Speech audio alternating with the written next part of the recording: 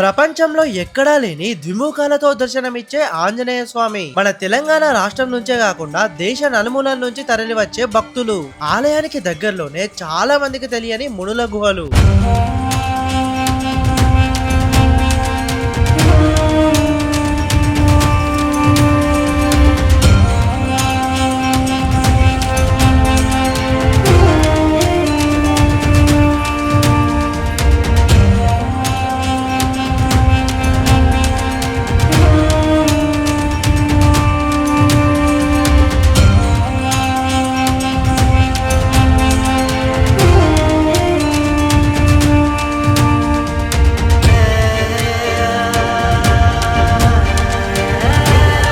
Hi, this is Shivavojjala. ఈరోజు మనం మన తెలంగాణలోనే కాదు మన భారతదేశంలోనే చాలా పవర్ఫుల్ అయిన ఆంజనేయ స్వామి ఆలయానికి అయితే వచ్చాము.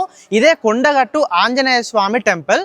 సో ఇక్కడ స్వామివారు రెండు ముఖాలలో దర్శనమిస్తారు. మనం బయట ఎక్కడ చూసుకున్నా కూడా ఒక ముఖంతో లేదా మూడు ముఖాలతో లేదా ఐదు ముఖాలతో దర్శనమిస్తారు కదా, కానీ ఇక్కడ మాత్రం స్వామివారు రెండు ముఖాలతో దర్శనమిస్తారు. ఒకటేమో నారసింహస్వామి రూపంలో, ఇంకొకటేమో ఆంజనేయ స్వామిగా మనకి దర్శనమిస్తారు. సో ఇక్కడ మనం ఏదైనా కోరిక కోరుకుంటే తప్పకుండా జరుగుతుందని చాలామంది భక్తులు నమ్ముతారు. సో అందుకనే ఇక్కడికి మన తెలంగాణ నుంచే కాకుండా ఆంధ్రప్రదేశ్, మహారాష్ట్ర, మధ్యప్రదేశ్, మన దేశ నలుమూలల నుంచి కూడా ఇక్కడికి వచ్చి ఈ ఆంజనేయ స్వామి వారిని అయితే దర్శించుకుంటారు. సో ఈ వీడియోలో ఇక్కడ ఈ ఆంజనేయ స్వామి ఆలయం ఎలా ఉంటుంది, ఈ ఆలయం యొక్క చరిత్ర ఏంది, అండ్ ఇక్కడికి ఎలా చేరుకోవాలనేది నేను డీటెయిల్గా ఎక్స్ప్లెయిన్ చేస్తాను. సో ఈ వీడియోని అస్సలు స్కిప్ చేయకుండా మొత్తం చూడండి. ఈ కొండగట్టు ఆంజనేయ స్వామి ఆలయం జగిత్యాల జిల్లాలోని మల్యాల మండలం ముత్యంపేట్ అనే గ్రామంలో ఉంటుంది. ఇది జగిత్యాల నుంచి ఎగ్జాక్ట్ గా 16 కిలోమీటర్స్ దూరంలో అండ్ హైదరాబాద్ నుంచి అయితే 176 కిలోమీటర్స్ దూరంలో ఉంటుంది. ఈ కొండగట్టు ఆంజనేయ స్వామి ఆలయం గుట్ట పైన ఉంటుంది. సో గుట్టపైకి వెళ్ళడానికి మనకి మెట్ల మార్గం ఉంటుంది, అలానే రోడ్డు మార్గం కూడా ఉంటుంది. సో ఏమైనా మొక్కులు ఉన్నవాళ్ళు లేదంటే ట్రెక్కింగ్ అంటే ఇష్టం ఉన్న వాళ్ళు మెట్ల మార్గం ద్వారా వెళ్తారు. సో మిగతా అందరూ కూడా ఈ రోడ్ పై నుంచే వెళ్తారు. సో మీరు పర్సనల్ వెహికల్ తెచ్చుకున్నా కూడా డైరెక్ట్ గుట్ట పై వరకు కూడా రావచ్చు. ప్రజెంట్ ఇప్పుడు మనం కొండగట్టు గుట్ట పైకి అయితే వచ్చేసినాము. ఇక్కడ నుంచి కొద్ది దూరంలోనే మనకి ఆంజనేయ స్వామి దేవస్థానం అయితే ఉంటుంది. సో ఇక్కడికి చాలా మంది భక్తులు మంగళవారం రోజు కానీ శనివారం రోజు కానీ చాలా మంది భక్తులు వస్తారు. సో ప్రజెంట్ అయితే ఇప్పుడు హనుమాన్ జయంతి ఉంది అండ్ శ్రీరామనవమి ఉంది కదా, సో దానికోసమే చాలా మంది భక్తులు వస్తున్నారు. సో నేను ఇప్పుడు మీకు ఆంజనేయ స్వామితో పాటు ఇక్కడ మనం ఏ ఉపాలయాలు ఉంటాయి, ఎలా దర్శించుకోవాలనేది నేను ఒక్కొక్కటిగా డీటెయిల్ గా చూపిస్తాను మీకు. సో నాతోటి వచ్చేసేయాలి. ఇక్కడ స్టార్టింగ్ లోనే మనకి సీతమ్మ వారి కన్నీరు గుంటలు అనే ఒకటి ప్లేస్ కనిపిస్తుంది. సో అందరూ కూడా ఇక్కడ దర్శించుకొని పైకి వెళ్తారు. సో ఇది ఏంటంటే రామాయణంలో అంటే వనవాసం సమయంలో రాముడు మరియు సీత ఇక్కడికి వచ్చినప్పుడు రాముని కష్టాలను చూసి సీతమ్మ వారి కంటి నుంచి నీరు వచ్చినాయంట. సో దానికి ప్రతిరూపంగానే ఇక్కడ ఒక గుంట నుంచి నీరు గారుతాయి అన్నట్టు. సో ఇక్కడ ఫస్ట్ దర్శించుకున్న తర్వాతనే మనం ఆలయం లోపలికి అయితే వెళ్ళాలి. ప్రజెంట్ ఇప్పుడు శ్రీరామనవమి మరియు హనుమాన్ జయంతి ఉంది కాబట్టి చాలా మంది భక్తులు వస్తున్నారు. సో ఇక్కడ కనిపిస్తుంది కదా, ఇదే పాత కోనేరు. కొన్ని వందల సంవత్సరాల నుంచి ఈ కోనేరు ఉంది. అయితే ఒకప్పుడు అందరూ కూడా ఇక్కడే ఫస్ట్ స్నానం చేసి ఆలయం లోపలికి వెళ్ళి ఆంజనేయ స్వామిని దర్శించుకునేవారు. కానీ ప్రజెంట్ అయితే ఇప్పుడు ఈ కోనేరులో వాటర్ లేవు అండ్ మనకి ఇక్కడ ఆలయం దగ్గర కొత్త కోనేరుని కూడా నిర్మించారు. సో అందరూ కూడా అక్కడే స్నానాలు ఆచరిస్తున్నారు. ఇదే కొత్త కోనేరు. దీన్ని కొన్ని సంవత్సరాల క్రితమే కట్టించారు. భక్తులందరూ కూడా ఇక్కడికి వచ్చి స్నానం చేసి స్వామివారిని దర్శించుకుంటారు. ఎవరైతే స్వామివారికి తలనీరాలు ఇద్దాం అనుకుంటారో ఇక్కడ పక్కనే ఉన్న కళ్యాణ కట్ట దగ్గరికి వెళ్ళి గుండు చేయించుకొని మళ్ళీ ఈ కోనేరులో స్నానం చేసి తడి బట్టలతో స్వామివారిని దర్శించుకుంటారు. సో ఇప్పుడు మనం ఆంజనేయ స్వామి ఆలయం లోపలికి వెళ్ళి దర్శించుకుందాము. సో దర్శనం చేసుకోవడానికి ఇక్కడ రెండు మార్గాలు ఉన్నాయి. ఒకటేమో ధర్మ దర్శనం ఉంది, అట్లనే ప్రత్యేక దర్శనం కూడా ఉంది. సో ధర్మ దర్శనంలో మనం ఫ్రీగా వెళ్ళి దర్శనం చేసుకోవచ్చు అండ్ ప్రత్యేక దర్శనం అయితే 50 రూపీస్ ఛార్జ్ చేస్తున్నారు. టికెట్ ఉంటుంది, తీసుకొని వెళ్ళాలి. సో రద్దీ ఎక్కువనే ఉంది, బట్ మనం ధర్మ దర్శనంలోనే వెళ్దాము. సో వెళ్ళి లోపల ఎలా ఉందో చూద్దాం. ఈ ఆలయానికి కొన్ని వందల సంవత్సరాల చరిత్ర ఉంది. సింగం సంజీవుడు అనే ఒక పశువుల కాపరి పశువులు మేపుతూ ఉండగా ఒక ఆవు తప్పిపోయిందంట. దాన్ని వెతుకుతూ అలసిపోయి ఒక చెట్టు దగ్గర పడుకుంటే స్వామివారు కలలో కనిపించి నేను కోరంద పొదల్లో ఉన్నానని చెప్పి తన ఆవు ఎక్కడుందో కూడా చెప్పాడంట.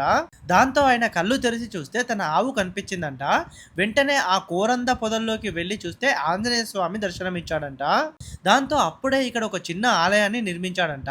తర్వాత మళ్ళీ కొన్ని సంవత్సరాల తర్వాత కృష్ణారావు దేశ్ముఖ్ అనే ఒక జాగీర్దారు ఈ దేవాలయాన్ని పునరుద్ధరించాడంట. అట్లనే ఈ కొండగట్టుకు సంబంధించి ఇంకొక కథ కూడా ప్రచారంలో ఉంది. రామరావణ యుద్ధంలో మూర్చపోయిన లక్ష్మణుని కోసం ఆంజనేయ స్వామి సంజీవని పర్వతాన్ని తీసుకొచ్చే సమయంలో ఒక ముక్క ఇక్కడ రాలి పడిందని, అదే కొండగట్టుగా మారిందని కూడా చెప్తారు.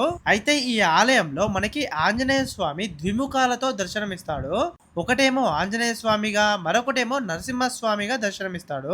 ఆంజనేయ స్వామి ఆలయం పక్కనే ఒక పక్కన వెంకటేశ్వర స్వామి, ఆండాలమ్మ వారి ఆలయం, మరొక పక్క శివుడు కూడా దర్శనమిస్తాడు. ఇక్కడ గోపురం ముందే జయ విజయుల విగ్రహాలు, 2 ఏనుగులు, ఇంకా ఈ తలుపులపై చాలా దేవుళ్ళ విగ్రహాలు, ఇంకా గోపురంపై ఆంజనేయ స్వామి విగ్రహాలు, ఇలా మనం చాలా చూడొచ్చు.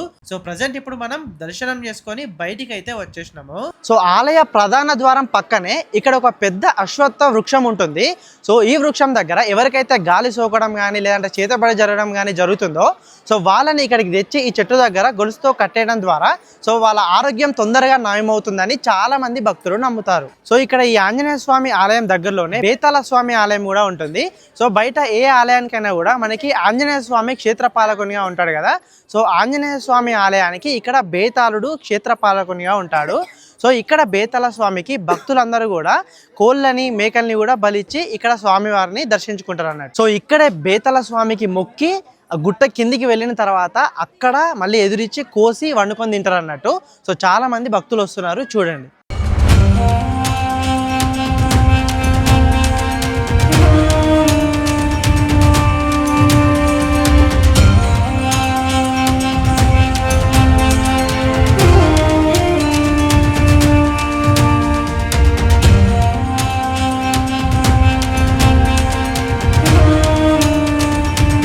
ఈ బేతాళ స్వామి ఆలయానికి వచ్చిన భక్తులందరూ కూడా ఇక్కడ కాయిన్స్ ని అతకబెడుతున్నారు. ఒకవేళ వాళ్ళు పెట్టిన కాయిన్ అతికితే వాళ్ళు కోరుకున్న కోరిక జరుగుతుందని, లేకపోతే జరగదని నమ్ముతారు. అండ్ దీని పక్కనే ఒక పెద్ద బండరాయి ఉంటుంది. దీన్నే అల్లు బండ అని పిలుస్తారు. సో ఇక్కడ చాలా మంది భక్తులు కూడా అల్లు పడతారు. చాలా మంది ఆంజనేయ స్వామి భక్తులు అయితే మాల వేసుకొని మరి ఇక్కడ ఆంజనేయ స్వామి ఆలయానికి అయితే వస్తారు. కొంతమంది 11 రోజులు, కొంతమంది 21 రోజులు, కొంతమంది 41 రోజులు, ఇంకా కొంతమంది 108 రోజులు కూడా మాల వేసుకుంటారు. మనకి హనుమాన్ జయంతి ఉంటుంది కదా. సో హనుమాన్ జయంతికి ముందు క్యాలిక్యులేట్ చేసుకుని 11 రోజుల 21 రోజుల అలా దీక్ష తీసుకుంటారు. సో దీక్ష తీసుకొని చాలా మంది కూడా కాలినడకన పాదయాత్ర చేస్తూ ఇక్కడ ఆంజనేయ స్వామి ఆలయానికి అయితే వస్తారు. మొత్తం గుట్ట పైకి కూడా కాలినడకనే వచ్చి ఇక్కడ మాల విరమణ అయితే చేస్తారు. సో అట్లా మన తెలంగాణలో ఉన్న భక్తులే కాకుండా ఆంధ్రప్రదేశ్ కానీ లేదంటే మధ్యప్రదేశ్ కానీ మహారాష్ట్ర కానీ ఇట్లా చాలా, అంటే మన ఇండియాలో ఉన్న నలుమూలల నుంచి చాలామంది భక్తులు కూడా మాల ధరించి ఇక్కడ ఆంజనేయ స్వామిని దర్శించుకునేందుకైతే వస్తారు. అండ్ ఆంజనేయ స్వామి మాల వేసుకుంటే మనం ఏం కోరుకున్నా జరుగుతుందని, అంత మంచిగా జరుగుతుందని భక్తుల యొక్క నమ్మకం. నమస్కారం అమ్మా. నమస్కారం. ఎక్కడి నుంచి వస్తున్నారమ్మా? హన్మకొండ, వరంగల్ హన్మకొండ. ఎప్పటి నుంచి వస్తున్నారు మీరు ఇక్కడికి? సంవత్సరానికి ఒకసారి వస్తారు. ఎట్లా అనిపిస్తుంది అమ్మా ఇక్కడికి వస్తే? ఆంజనేయ స్వామి దర్శించుకొని మంచిగా వెళ్ళిపోతారు. ఇక్కడ మీకేం తెలుసమ్మా ఆంజనేయ స్వామి ఆలయం గురించి? మీ ఎప్పటి నుంచి వస్తారు? చిన్నప్పటి నుంచి వస్తారు? వేములవాడ గురించి ఇక్కడికి వస్తాం. వేములవాడకి వచ్చి వేములవాడ నుంచి ఇక్కడికి వస్తారా? అంటే మీ చిన్నతనం నుంచే తెలుసా? ఇప్పుడు తెలిసిందా? ఇప్పుడే చిన్నతనం నుంచి తెలియదు. ఎన్ని సంవత్సరాల నుంచి వస్తారు? 20 సంవత్సరాలు అయితే. 20 సంవత్సరాల నుంచి వస్తున్నారు. అంటే కుటుంబం మొత్తం వస్తారా ఎట్లా అన్నట్టు? ఒక్కొక్కసారి ఎప్పుడో ఒకసారి వస్తాం, తర్వాత ఒక్కలే వస్తాం. మరి ఇప్పుడు మీరు అనుకునే అన్ని జరుగుతాయి ఇక్కడికి వస్తే? చేయాలని చూస్తాను. ఆయన తండ్రి ఆంజనేయుల స్వామి చేయాలి, చేస్తేనే మళ్ళీ వస్తాం. అంతే అంతే. మా అమ్మ నాన్నని తీసుకొచ్చిన శాతగనర్లు మళ్ళీ ఎన్ని సంవత్సరాలు ఉంటారో వాళ్ళు వాళ్ళని చూపెడదామని. అమ్మ నాన్న ఎవరు? మీ అమ్మ నాన్న? అమ్మ నాన్న అయితే మేము ఇద్దరం ముందు పడి వెళ్ళని లాక్కొచ్చినాం. ఎందుకంటే వాళ్ళు ఎక్కువ రోజులు ఉంటారు, మనకు తెలియదు, దేవుని తెలియదు. అలా సంతోషం కోసం మేము పట్టుకొచ్చినాం. ఇగో మా సారు, మా అక్క, నేను, మా అమ్మను నాన్నని తీసుకున్నాం, వచ్చినాం. నెత్తి తీపించుకున్నారు, మొక్కిరాట. బిడ్డ ఆరోగ్యంగా ఉండాలి, మేము పోతాం అని ఎప్పటి నుంచో అంటాట. సరే పోదామని తీసుకొని వచ్చినాం. కార్లా గుండు గీకిచ్చినాం, కోనేరులో తానం చేపించినాం, దేవుని దర్శనం చేసుకున్నాం, బేతాళని కాడికి పోయినాం, దర్శనం చేసుకున్నాం. పూగా పెట్టినాం కొద్దిసేపు సెట్ కింద ఉండేటోళ్ళు ఉంటారు, సాయంత్రం వరకు వెళ్ళిపోయేటోళ్ళు వెళ్ళిపోతారు. అది ఇష్టం ఇక అది. అట్లా చాలా మంచిగా అనిపిస్తుంది. అందుకనే వీళ్ళే కూడా పోదాం పోదాం అని అంటే వీళ్ళని ఇప్పుడు 10 రోజులు ఆయే ఆపుకుంటే ఇప్పుడు తీసుకొని వచ్చినాం. ఇక మెల్లమెల్లగా నడిపించుకుంటా తీసుకొచ్చినాం. అక్కడ కూర్చోబెట్టినాం, దర్శనం అయిపోయింది, కూర్చోబెట్టినాం. ఇక్కడ తీసుకొని స్పెషల్ ఇక్కడ తీసుకొని వయసు ఎంత ఉంటుంది అమ్మ నాన్న వాళ్ళు? వాళ్ళ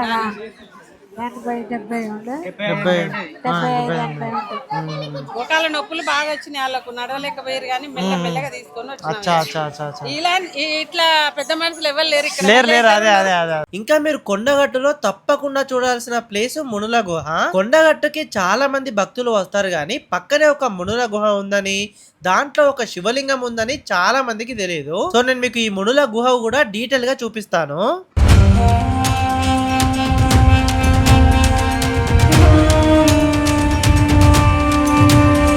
సో ఇక్కడ కొన్ని స్టెప్స్ దిగిన తర్వాత మనకి ఒక గుహ అయితే కనిపిస్తుంది కదా.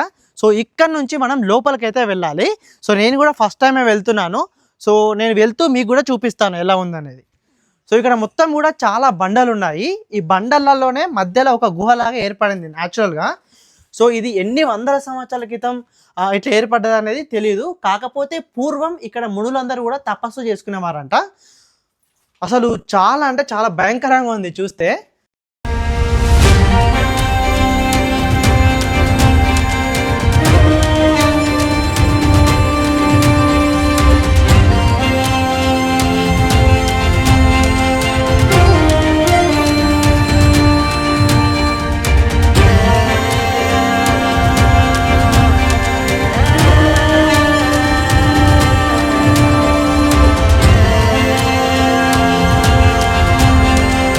ఇక్కడ ఏంటంటే దారిలో మనకి చాలా కోతులు కనిపిస్తున్నాయి. అంటే ఆంజనేయ స్వామి ఆలయం దగ్గర ఉండే కోతులన్నీ కూడా ఇటే వచ్చినట్టున్నాయి. ఎందుకంటే ఇక్కడ మొత్తం వాతావరణం కూడా మస్తు చల్లగా ఉంది. ఇప్పుడు ఎండాకాలం బయట మొత్తం ఎండ కొడుతుంది కదా, ఈ గుహలో మాత్రం అంటే మనకి ఏసీలో ఉన్నట్టే అనిపిస్తుంది, అంత చల్లగా ఉంది. సో అందుకని మనకి దారిలో చాలా కోతులు కనిపిస్తున్నాయి కానీ ఏమంటలేవు. సో మననైతే ఏమంటలేవు ఇప్పటికైతే. సో మనం వెళ్ళి చూద్దాం ఎట్లుంటుంది అనేది. సో ఇప్పుడు మనం గుహ లోపల నుంచి కొంచెం బయటకు వచ్చిన తర్వాత ఇక్కడ ఓపెన్ స్పేస్ ఉంది, చాలా పెద్ద గుట్ట ఇది. ఇక్కడ నుంచి చూస్తే మనకి లొకేషన్స్ చాలా కనిపిస్తున్నాయి. అయితే ఈ మునుల గుట్ట చాలా లోపలికే ఉంటుంది. ఇక్కడ నుంచి ఇక్కడ ఒక గుహ ఉంటుంది, గుహ లోపలికి అయితే వెళ్ళాలి. సో నేను కూడా ఫస్ట్ టైమే వస్తున్నాను యాక్చువల్గా. సో చూద్దాం ఎట్లుంటుందో. అండ్ ఇక్కడ మెయిన్గా ఏంటంటే మస్తు కోతులు కనిపిస్తున్నాయి. దాదాపు నేను అంటే ఇప్పుడు స్టార్టింగ్ నుంచి ఇక్కడికి వచ్చే దారిలోనే నాకు ఒక 50 నుంచి 100 కోతులు అయితే కనిపించినాయి. మస్తు భయం అనిపించింది కానీ అంటే ఏమంటలేవు, చాలా అంటే శాంతంగా ఉన్నాయి కోతులు. అసలు నాకు తెలియదు ఇక్కడ కోతులు ఎక్కువ ఉంటాయని, ఏమన్నా తీసుకొస్తే బాగుండేది అనిపించింది. ఇవన్నీ చూస్తే పాపం చాలా ఆకలి మీద ఉన్నాయి. సో ఇక్కడ కనిపిస్తుంది కదా, ఈ గుహ లోపలికి వెళ్ళాలి. గుహ లోపలికి వెళ్తే మనకి శివుడు ఇంకా ఈ మనకి వేరే దేవుళ్ళందరూ కూడా దర్శనం ఇస్తారు. అయితే ఈ గుహ లోపలనే ఒకప్పుడు అంటే పూర్వకాలంలో మునులందరూ కూడా తపస్సు చేసేవారంట. అలా చాలా మంది మునులు ఉండేవారంట ఇక్కడ. సో ఇప్పుడు మనం మునుల గుట్ట లోపలికి అయితే వచ్చాము. సో ఇక్కడ నుంచి మనం ఈ గుహ లోపలికి వెళ్ళాలి. చూస్తే మనకి చాలా చీకటిగా కనిపిస్తుంది. అండ్ ఇక్కడ చాలా కోతులు కూడా ఉన్నాయి. భయంకరమైన ప్లేస్ లెక్క అనిపిస్తుంది. కాకపోతే లోపల మనకి శివుడు ఉంటాడు. సో లోపలికి వెళ్ళి చూద్దాం అసలు ఇక్కడ ఎలా ఉంటుంది అనేది.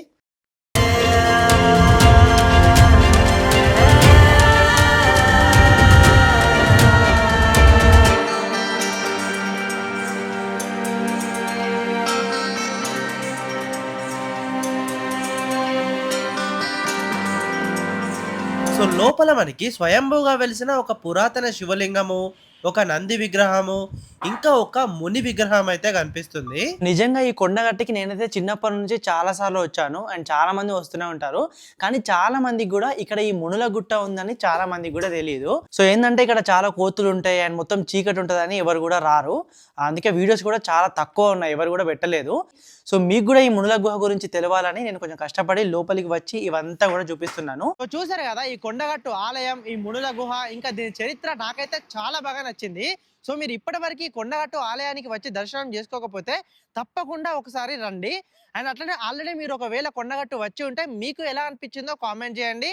అట్లనే ఈ వీడియోని మీ ఫ్రెండ్స్ అండ్ ఫ్యామిలీ ప్రతి ఒక్కరికి కూడా షేర్ చేయండి.